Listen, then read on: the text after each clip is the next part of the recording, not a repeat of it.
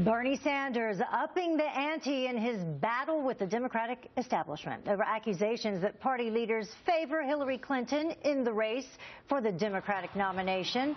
Well, now Sanders says he will support a primary challenger to DNC chairwoman Debbie Wasserman Schultz. And for good measure, on top of that, he says he won't reappoint her as party chair if he's elected president. So let's talk about this with Ian Pryor, the communications director for American Crossroads, and Harlan Hill, a campaign consultant who was a former campaign aide to Great Britain's Liberal Democratic Party. Thank you both for joining us. Hi, Heather. So, Harlan, it just got personal. Why do you think Bernie Sanders is making this move? So I do think it's very personal. I mean, when you start going after somebody's day job, that really sort of changes the narrative.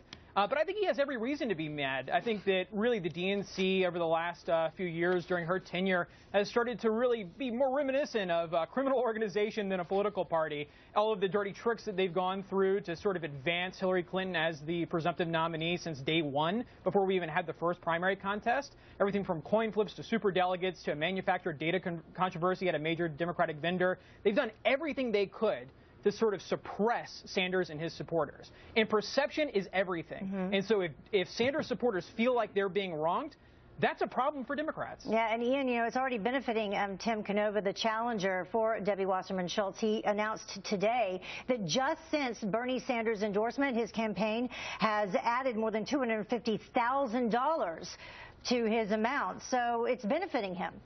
Yeah, well, you know, I couldn't agree with Harlan more on this point. Debbie Wasserman Schultz is supposed to be a neutral arbiter in this process, much like Reince Priebus has been on the Republican side. Instead, I'll tell you, I think Debbie wants to, have the DNC for Bernie Sanders and his supporters to spend the next 3 months in the Antarctica, vacationing with the penguins. The problem here is that right from the beginning, the books have been cooked against Bernie Sanders. He has 46% of the popular vote, yet he has 7% of the superdelegates who came out for Hillary Clinton at the very beginning, making it almost impossible for him to catch up. And what about the debate schedule? They agreed to 6 debates versus 25 in 2008, and now Hillary is backing out of a debate that her and Bernie agreed to. And I don't hear Debbie Wasserman Schultz saying that Hillary should show up at that debate.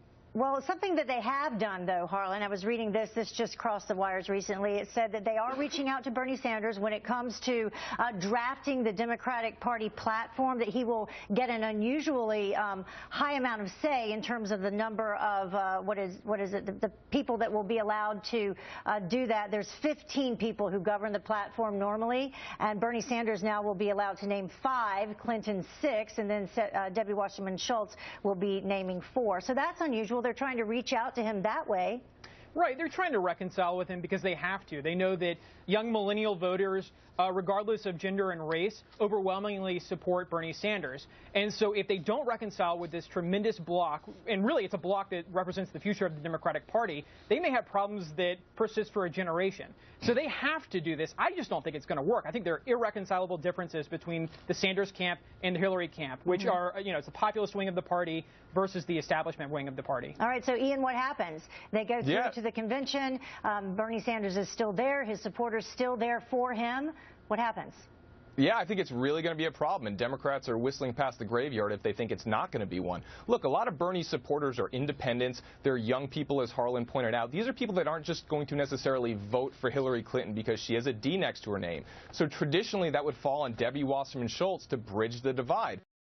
She's already viewed as being in the bag for Hillary Clinton. So is it going to be Hillary that brings everyone together? Well, she's viewed as being a tool of Wall Street to Bernie Sanders supporters. So I don't think that people that are feeling the burn are all of a sudden just going to support Hillary because she's running against Donald Trump. Yeah, and Harlan, some of the polls prove just that. If you take, say, West Virginia alone, I think there was something like 75% of Bernie Sanders supporters who said they would not support Hillary Clinton. Absolutely, and I'm one of them. So I've said on Fox many times that, if Bernie really gets pushed out of this unfairly, and he really has been since day one, I won't support her. I think that there's a lot more commonality between a candidate like Bernie Sanders and a candidate like Donald Trump when you look at trade, nation building at home, campaign finance reform, and more. So the calculus is very easy for me, and Hillary won't be my vote in November. All right, we'll see what happens after the May races. It's like 77% of the remaining pledged delegates, just 2 states, California and New Jersey, still to come. Thank you both for joining us.